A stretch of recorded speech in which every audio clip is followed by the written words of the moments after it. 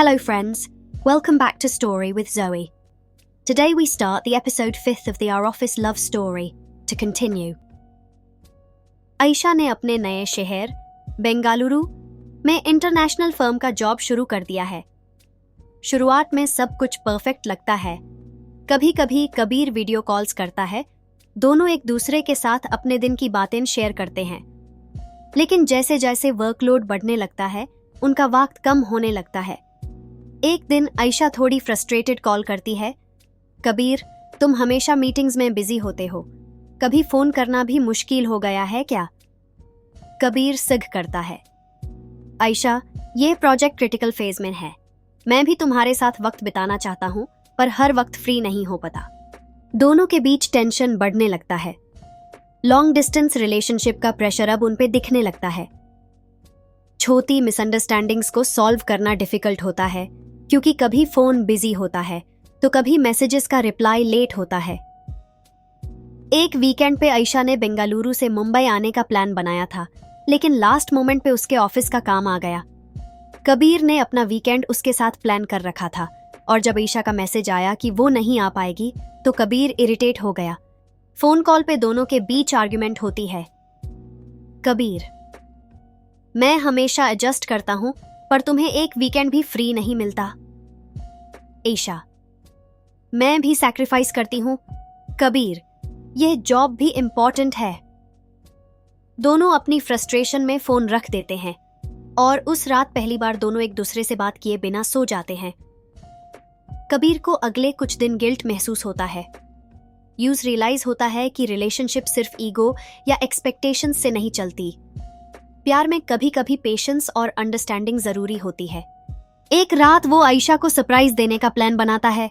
वो बिना उससे बताए बेंगलुरु पहुंचता है और आयशा के ऑफिस के बाहर उसका इंतजार करता है। आयशा जैसे ही बाहर आती है, वो कबीर को देखकर स्टन्ड रह जाती है। कबीर, तुम यहाँ? आयशा उसकी तरफ कंफ्यूज्ड लेकिन खुश नजर से देखती है। कबीर मुस्कुराकर बोलता है, मैं रियलाइज कर गया हूं आयशा, तुम्हारे बिना वक्त बिताना मुश्किल है, इसलिए आज सिर्फ तुम्हारे साथ हूं। No meetings, no deadlines. Ayesha emotional हो जाती है और दोनों एक दूसरे को टाइट हग करते हैं। उनके लिए यह मोमेंट सिर्फ एक मिलने का नहीं, एक दूसरे को समझने का था। कबीर और आयशा समझ जाते हैं कि लॉन्ग डिस्टेंस रिलेशनशिप को संभालने के लिए म्यूचुअल एफर्ट लगता है। अब वो दोनों एक नया प्लान बनाते हैं, हर महीने एक बार एक दूसरे से मिलने का। कबीर हर क्वार्टर पे बेंगलुरु आएगा और आयशा मुंबई के प्रोजेक्ट विजिट्स को यूज करेगी ताकि दोनों अपना वक्त बैलेंस कर सकें। आयशा भी रियलाइज करती है कि करियर और लव को एक साथ मैनेज करना पॉसिबल है, बस थोड़ा पेशेंस चाहिए। अब दोनों पहले से ज्यादा कम्युनिकेट करते हैं और एक दूसरे की प्रायोरिटीज को रिस्पेक्ट करते हैं। हर छोटी बात को ओपनली डिस्कस करते हैं, जिससे मिसअंडरस्टैंडिंग्स दूर हो जाती हैं। एक साल बाद आयशा का कॉन्ट्रैक्ट एंड होने को आता है। उसे परमानेंट रोल का ऑफर मिलता है, लेकिन वो कबीर से पहले डिस्कस करना चाहती है। एक शाम वीडियो कॉल पे आयशा पूछती है, कबीर, तुम्हारे बिना रहना मुश्किल है, क्या तुम चाहोगे कि मैं वापस मुंबई आ जाऊं? कबीर थोड़ी देर के लिए चुप रहता है, फिर सॉफ्टली कहता है, आयशा, तुम जो भी डिसीजन लो, मैं तुम्हारे साथ हूं। लेकिन अगर तुम यहाँ वापस आना चाहती हो, तो मैं तुम्हें हर दिन एक रीजन दूंगा कि क्यों ये बेस्ट डिसीजन था। आयशा हंसने लगती है। तो फिर पैक करने का टाइम आ गया। आयशा अपना बेंगलुरु का कॉन्ट्रैक्ट पूरा करती है और वापस मुंबई आ जाती है। कबीर उसका घर सेट करने में हेल्प करता है और अब दोनों एक साथ लाइफ को बैलेंस कर रहे हैं, करियर और लव के बीच एक परफेक्ट इक्वेशन के साथ। एक दिन छोटी सी पार्टी के बाद कबीर और आयशा अपने बैल्कनी में खड़े होते हैं। बारिश एक बार फिर से हो रही होती है। कबीर सॉफ्टली बोलता है, मुझे लगता है हमने डिस्टेंस को भी हरा दिया।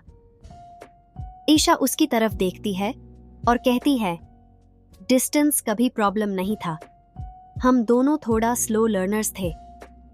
कबीर हंसी में कहता है, अच्छा है, क्योंकि अब हमारा लव स्टोरी सिर्फ एक बिगिनिंग है, बाकी सफर अभी बाकी है।